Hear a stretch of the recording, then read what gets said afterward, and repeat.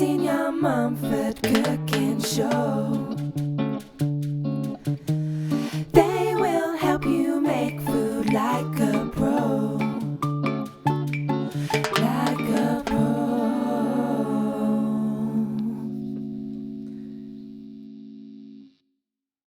Welcome to the Junior and Senior Munford Cooking Show.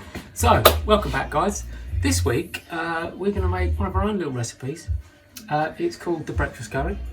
Now, the name kind of says it all, really, in that we have this at breakfast quite often. But you could have it any time of the day, couldn't you, Junior? I mean, this could be a curry you had as your main meal. What kind of stuff goes into this one? Okay, so it starts with red onion, garlic, some vindaloo curry powder. You can use any curry powder you like. Okay. We like to use Wilton Whole Foods curry powder. They make a fantastic curry powder. Big shout out to Wilton Whole Foods. Their curry powder is the best in town. They also do Madras, amongst many other curry powders, I'm sure. Cool. Madras is a little bit milder if you want less spice. And next, after the curry powder, you want to sort of toast that for a little bit, and then goes in tomatoes, mushrooms, a bit of lemon juice, and then some cream coconut a bit later on. Would people have a bit of a free reign about what they put in this? I mean, Pretty much, you could put chilies in there. Yeah. You could even start with a little sofrito at the start if you want. Any kind of leftover veg that they've got knocking about? Sure, Just yeah. fry it all up. Yeah. And important thing here, this is quick. This is a quick curry. You're kind of done in like 15 minutes? If that. 10 if you're 10, working 15 quickly. minutes. If you chat a lot like we do, probably take you half an hour. But in theory, 15 minutes if you don't mess about, just get it done. Okay, so I think we should get down to making this curry. Let's do it. So here we are, just about to cook our breakfast curry. Junior, what's first? What are we chopping first? Okay, so we've got red onion and garlic. Cool. Nice decent sized red onion. Good sort of handful of mushrooms, handful of tomatoes. But we're going to start with the red onion and the garlic. Beautiful. Set aside a little bowl. And before you start chopping, turn that pan on nice high temperature. Get it nice and warm. No oil at the moment, otherwise it may start smoking. You want to halve the onion. We're going for a sort of dicing. You may remember from the sofrito video. I'm going to get you a little bowl for your rubbish, Junior. I know what you like. You like to actually appear as though you're a tidy cooker. Sorry, that's that. Thank you. Thank you, Senior. You're not actually a cooker, are you? That's the cooker over there. This is the chef. I should hope I'm not actually a cooker. As many of our burger students will remember, this is the classic dice going on here. Now, it can be dangerous unless you do this very safely. If you notice, Junior has gone to load himself to the same level as that onion. But as he goes through there with that knife, using the claw technique, he's not going all the way through to the very end. This is pretty fast stuff. Now, obviously, we wouldn't expect you to do this quite as quickly. Junior is a professional dicer. Been dicing for many years now. Professionally trained. At Brockenhurst College, I believe. Is That's it, Junior? correct. Brockenhurst College, yeah. Other colleges are available. So that's one half done. Sharp knife, really important here. I did sharpen this knife yesterday actually because Junior was complaining that it wasn't quite up to his usual standard. A blunt knife, much more dangerous than a sharp knife. Basically because you've got to press so hard with a blunt knife that you could end up causing some serious accidents. Beautiful dicing as usual, Junior.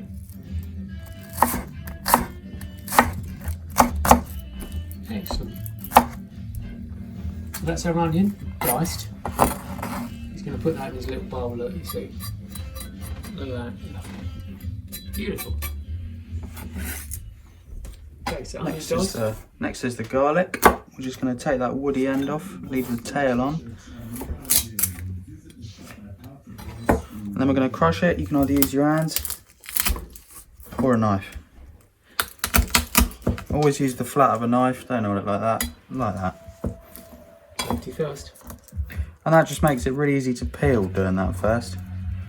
And you generally waste a lot less garlic doing it in that fashion, don't you? Exactly. And again, give it another little crush.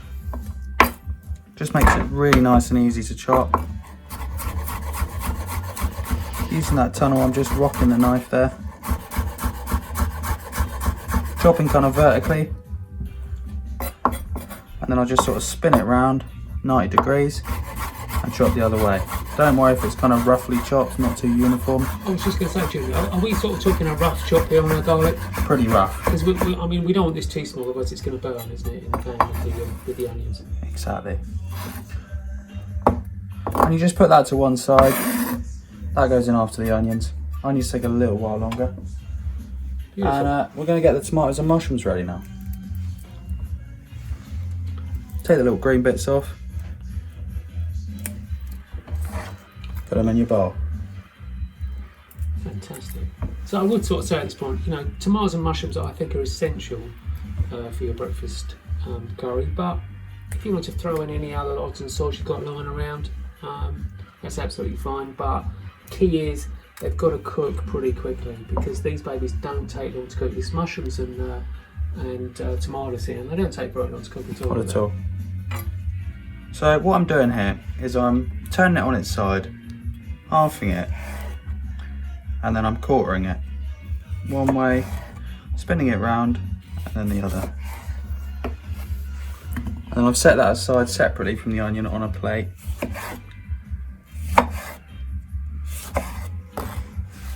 Now, as a sort of safety precaution, if I was you, I'd be checking your pans, making sure you're not getting too hot. If you sort of think that you're not going to be able to chop this as speedily as Junior here, then maybe start the heating process of that pan a little bit later. You know, maybe at this point, just before you can do your mushrooms, you can put your pan on. We've got a heavily based pan over there, heating up on that hob. We know it takes at least 5 minutes to get to the right temperature before you can actually cook on it. But if you know your pan takes only 2 or 3 minutes, delay that heating time just a little bit. We're going to move to the mushrooms next. Take a handful, put them on your board. Don't overcrowd your board, keep a nice bit of space. I'm just going to halve my mushroom and then thickly slice them. We are talking chunky here, Junior. Nice and chunky.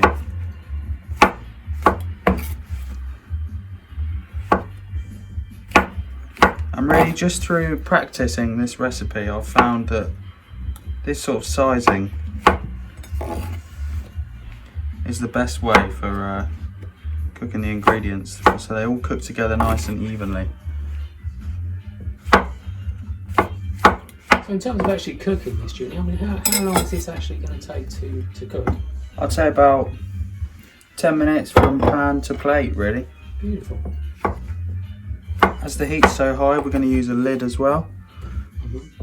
So that steam will really help us. Yeah, keeping all that moisture in. Exactly. So if you're a quick shopper, then really we are talking like a 15-minute curry, aren't we? Exactly. Maximum. Being careful with that claw again, just to tuck your thumb in. Safety first as always.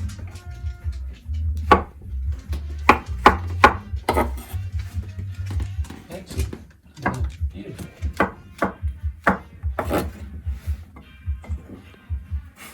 Could have almost gone for a bigger plate there, I think, Jim. I certainly could have. A mixing bowl would even suffice at this point, really. So that looks like your chops. Okay, so we're all ready in chops. The only thing left is to juice the lemon halfway through, but you've got your onions ready, you've got your mushrooms and your tomatoes beautifully chopped. Yeah. So we've got a bit of coriander on hand here. Indeed. And what's that over there? That's creamed coconut. Creamed coconut. This is a really nice, smooth, sort of creamy, rich ingredient. It's basically coconut extract. Very sort of intensified coconut, really. It's in coconut milk in a certain amount mixed with water. Yeah. And that really sort of tempers the heat of the spices in this. Really a great flavour. Beautiful. Fantastic. So we're going to put a splash of oil in there, tablespoon or two. Oil's going in the pan. That looks pretty hot. And the onions are going in. Listen to that sizzle.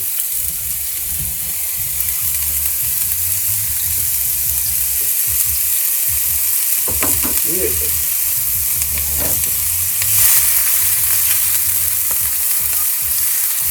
That's really, at this point, you really want to keep an eye on it. As soon as those onions get translucent, as soon as they get a bit see-through and soft, Keep those babies moving. you want to get the garlic in there. About a minute or two, really. Extractor on if you have one. If not, enjoy the lovely aromas.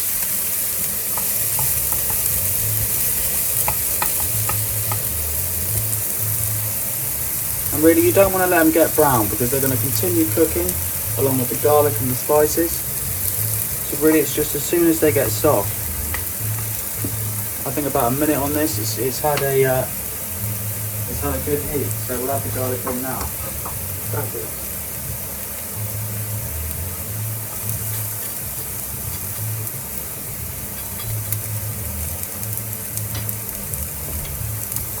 How long's that garlic going to get cooked for, Junior? Again, I'd say about a minute or two, if that.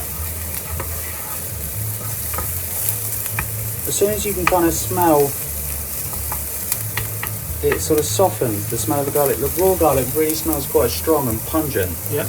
But it becomes a little bit softer. And it's going to sweeten up a bit as well, isn't it, as you eat it through? Yeah.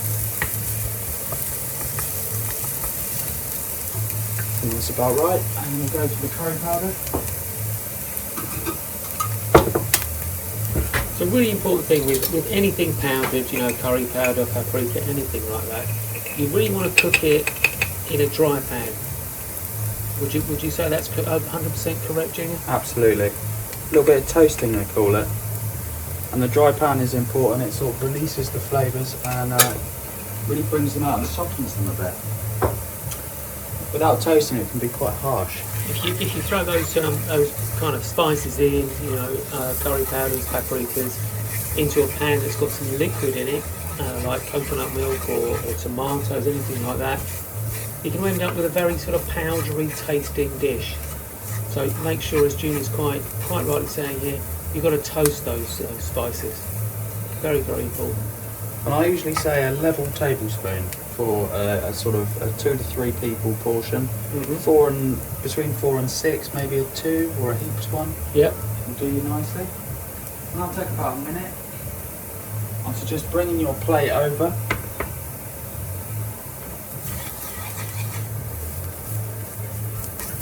And I coated the onions quite nicely with the spice. That's also important. A little, just tiny bit of moisture, not like a sort of a sauce or anything. It's pretty much dry, but just that little bit helps it with that high heat. Sure, just a bit of moisture coming out of the onion, helping it be coated with those spices. That's right. Some traditional Indian curries, they start off with a sort of spice blend straight away in the pan on a very low heat, but it is a slow process. Oh, okay, yeah, Nice, toasting but things like slow. mustard seeds, that kind of stuff. Exactly. Yeah. So we'll add in the tomatoes and mushrooms now. Look at those babies going in, beautiful. Now we're going to come back to the chopping area and Okay. juice the lemon. If you have a juicer, Yeah. then you want to use it like so. Taking the lemon, put it onto the sharp point, just twisting nicely. We want to add that in at this point. A little bit of sweetness. And that's just going to cut through the kind of heavy flavours going on in that curry, isn't it? Exactly. Adding a little zing to your dish. And if you can only get lemon concentrate, about a teaspoon is pretty good Teaspoon, yeah. for that. And you want to just stir that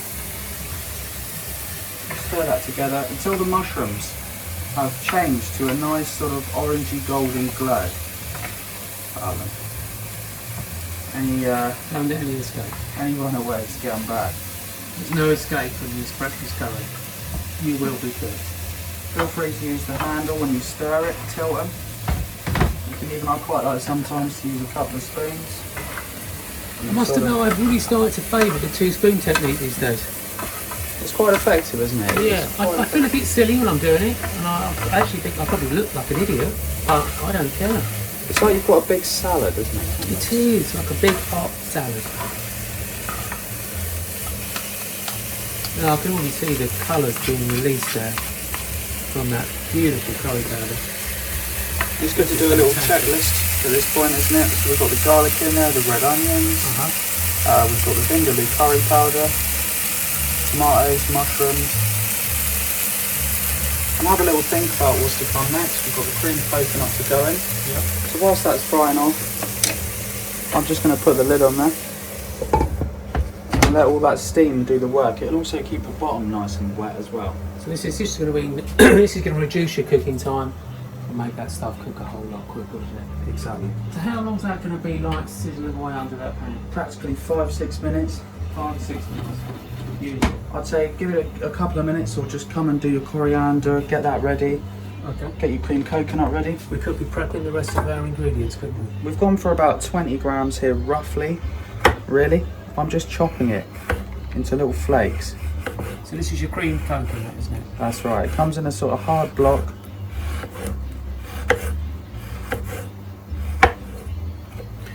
And really, I mean, a lot of recipes suggest grating it, but I find half of it gets lost on the grater. True. And it just melts away anyway. It does, you're It's absolutely just, right. you could put yeah. that in there and it would melt. But It would. But again, this recipe is all about speed. in the name of even coverage and speed, we've chopped it up a little bit. This is a fast-paced dish. So we'll put that back on the saucer.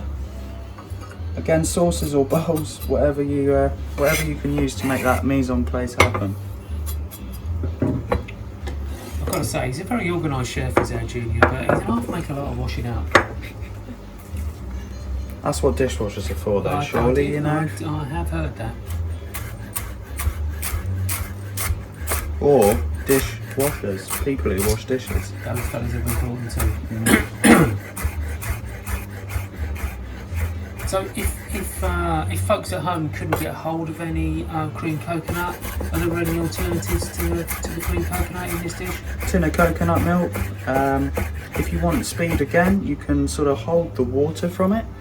So usually, quite often it comes separated from the water, and you can just spoon off the thick coconut cream at the top, Yeah, which absolutely. is pretty much like this. It's like a sort of thinner one of those, or yogurt as well. If you haven't got any coconut milk, works just as good. Okay. So if you were going to be putting yogurt in something like that, then obviously you would just stir that through at the very end. That's right. You don't want to be cooking that yogurt. No.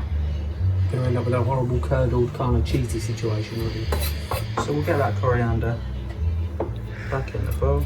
Fantastic. So that's really it, isn't it? Nothing else to prepare at this juncture, is there? That's it. That's it. Shall we have another little look in that pan, Jimmy, and see what's So it's happening? worth lifting that lid, keeping that water in there. So are we kind of waiting to sort of see a sort of collapse situation happening with those tomatoes? That is exactly the word. Those tomatoes will sort of collapse on themselves. I can see them turning at this point.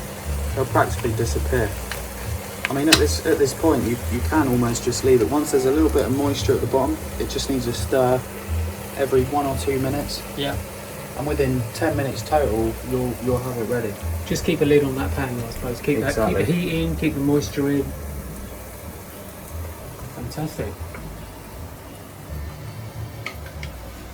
And whilst you're doing it, obviously, you can toast a piece of bread, Sure. fry an egg, whatever you fancy. I was just going to say, we quite often have poached egg or a fried egg. Yeah. With your curry, on top of your curry, next to your curry, wherever you want it, but just with your curry. Perhaps a little bit of sourdough toast, bit of toast with it's quite nice, isn't it? Absolutely. Okay, should we come back in a minute or two when that's finished sizzling away? Let's come back, yeah. Fantastic. Simmering now for maybe 5 minutes, you think?